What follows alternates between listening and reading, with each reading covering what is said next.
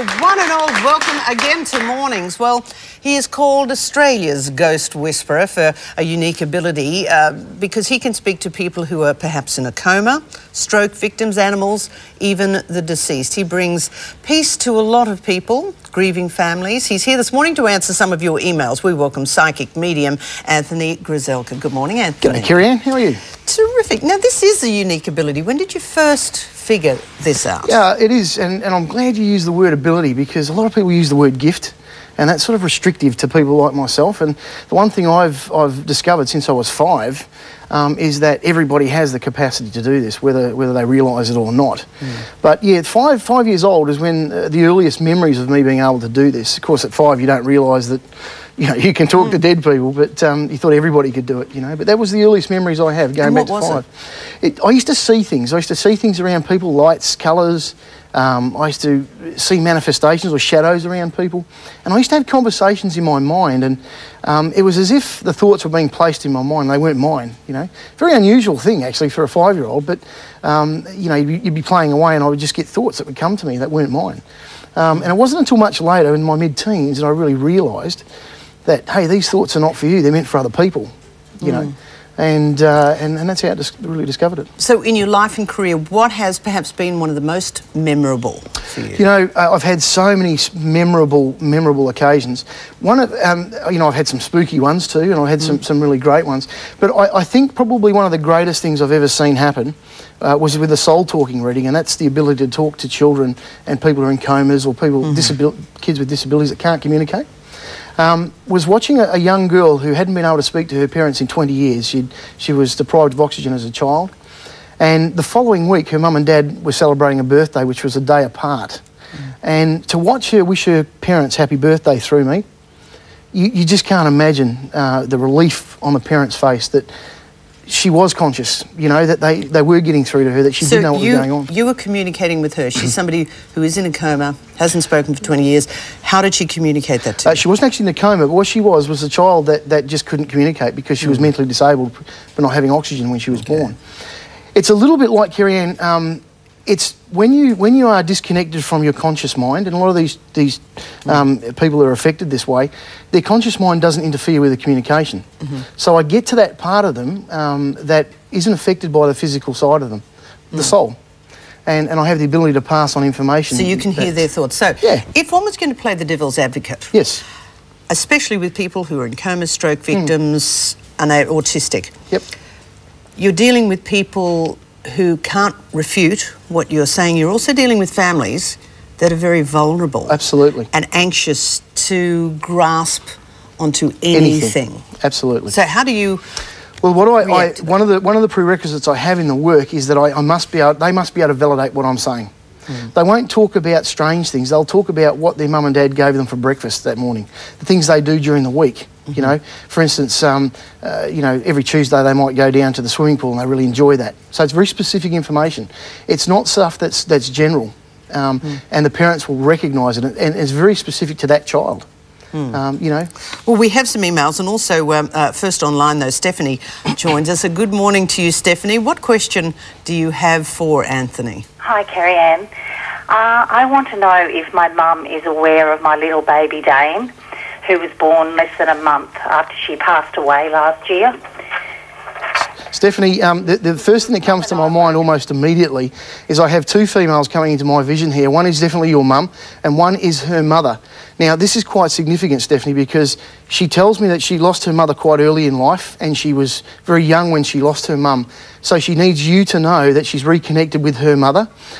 She also talks about meeting up with Elsie. Do you understand who Elsie would be?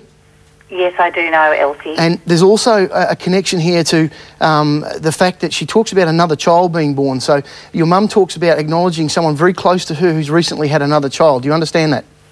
Yes, there's been 2 births in our family recently. A cousin had a second child and another cousin had a first grandchild. Was she very close to one of them, Stephanie? Both of them. Excellent. Their grandchild was very significant. Excellent. And that's why it's only last week. Okay, and also, Stephanie, she talks to me about, I have your dad here as well, your dad who passed, I believe sometime, in fact, a long time before Mum did. I have your dad, he passed here quite quickly, actually. I feel like he passed quite suddenly. Unexpectedly for him, he was expected to pass, but not exactly when he passed. He also talks about having his son, I believe, William. You've lost a brother, William? Yes. Yeah, because I have a brother here, William, that your dad's bringing through as well with this group. But they're all okay. They certainly know about your son, Dane. You know, there's a lot of love here from your family, Stephanie. So thank you very much for allowing me to connect with your family for you. Oh, thank you very much. Stephanie, Thank you. how are you familiar with Anthony? How am I familiar with him? Mm-hmm. How do I know him? Yeah. Oh, I sent an email into your show, and that's So how... you've never spoken to him before? No, never.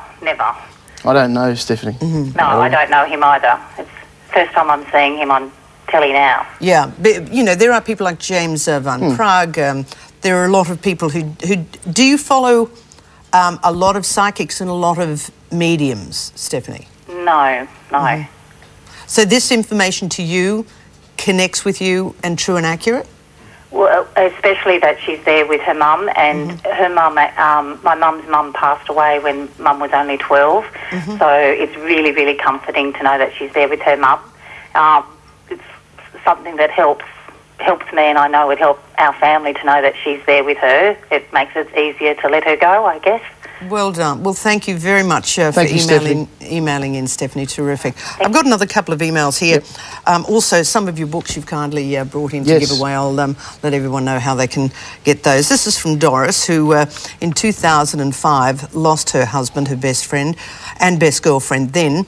Passed 3 months apart. Her girlfriend and her husband passed 3 months apart. They were in my dream shortly after they passed, which gave me great comfort. They're able to communicate with each other in the... are they able to communicate with each other in the spirit world? Absolutely. And Doris, I actually looked at your email yesterday, and I actually sat down and put some thought into that email, and I got a lot of information for you, actually. So you have to get information, you need to sort of connect. Is that how you connect? Well, I don't need any information at all from anybody, in the fact that all I need to know, really, you don't even need to know the name of the person, you know, because the energies on the other side know who's going to connect with me. So when I'm doing my work, I don't ask for any information at all, not even a name. My team, my management team, when they make appointments, they don't know anything about the person at all, and I don't get any information. And it's the same with Doris, but I do need something to connect me with that side. So with Doris, I do have a very gentle man coming through here, and when he came through to me, he did talk about a very important birthday anniversary in March. So if you're listening to this, March was very important to him. He's a very soft and gentle man. He's not an aggressive person at all. He's not very hard at all. He also talks about someone like Ron or Robert.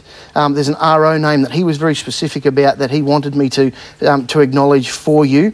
I do believe that this man passed with something that was connected to the chest. So I do feel blackness to the chest here. So I feel like it's lung cancer or emphysema, but there's fluids filling up in my lungs here with this man. Okay. He does also talk here about reuniting with his father. Like, I feel like he hadn't seen his father for a long time. In actual fact, I don't think they had a very good relationship when he was here. So he does talk about the fact that he reconnected with his dad on the other side. So. Okay, and that's from Doris. That's about it. Maybe, Doris, you could email us, as you sent this email in to us, and try and validate some of those words from Anthony. Anthony, thank you very much. And for those interested, I think 10 copies, fantastic. Yeah. It's called Soul Talking. Just go to our website, and that's kerrianne.com.au. Go to the competition icon, and Anthony's been kind enough to do this.